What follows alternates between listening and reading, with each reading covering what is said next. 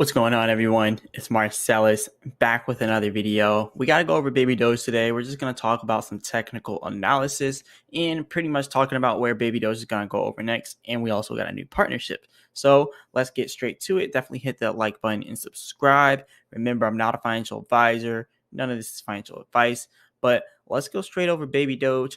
Let's do it. So the first thing I want to talk about here with BABYDOGE is the pump that we kind of just had. And I know people are probably going to say BABYDOGE didn't pump, but look, we did go all the way down here to about 1257. And from that 1257 area here, you can see BABYDOGE then climbed all the way up here to a whole peak of about 1323. Right now we're at 1309. So BABYDOGE still has that potential to hit this resistance like I mentioned yesterday. So we broke that support like I also mentioned.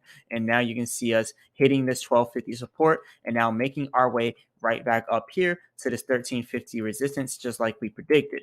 So now when BABYDOGE hits 1350 resistance, do you think BABYDOGE is going to pump or not? Let's talk about what it will do. So first thing is first. So look over here at the oscillator. You can see the buying that we're having right now. We are having some nice buying pressure. So that does indicate that we could break past this 1350 resistance. And you can also see over here, though, the 24-hour market control is in control by the bears by 60%. So we are 60% bearish here. Remember that. But we also have this supply and demand of less demand area here, which is pretty much our resistance. We have that area to pass, and then eventually we can get all the way up here to about 1524.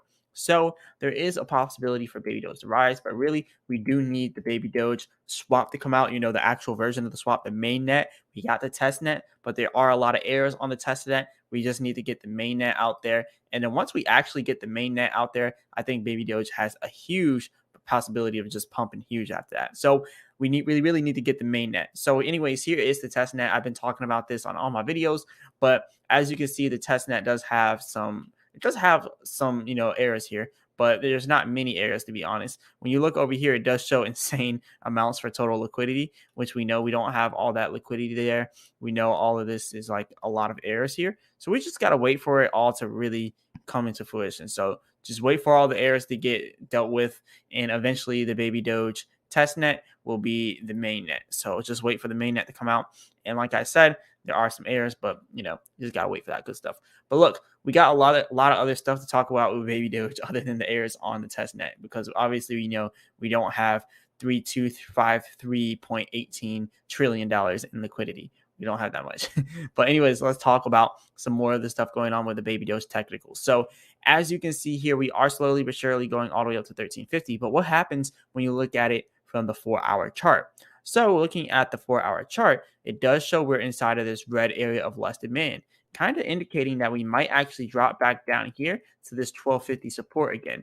And if we hit that 1250 support, the bears might just take control more than 60% of the 24-hour market control and probably end up going down to 9Z9 if we do break that. So you definitely want to prepare for that. But look, BABYDOGE still has that possibility to pump. Not much has really changed with the technicals other than this area here that we talked about how we hit that 1250 support. So right now we're just waiting for us to hit this area here all the way up at a 1350 resistance. And then that's when I'll be making another update video. So that'll probably end up happening tomorrow. We'll probably end up hitting it there. And if we do get rejected at this 1350, then just expect for it to go back down to 1250 if we do get rejected. And if we don't get rejected, then I'm expecting it to go out to this resistance that we talked about at 1550. So that's what we got to look out for immediately with BABYDOGE. Now, when it comes to Bitcoin, you can see that Bitcoin is kind of trying to do a little bit of a reversal here. You can see over here on the oscillator, we are a little bit overbought here on the oscillator. So you're seeing an overbought area. So you're going to start seeing selling coming after that. And you also see it's still bearish by 60%, kind of like BABYDOGE. But the red area that we were in, which is less demand for Bitcoin, we just now turned that red area green, which indicates that there is more demand for Bitcoin around this area.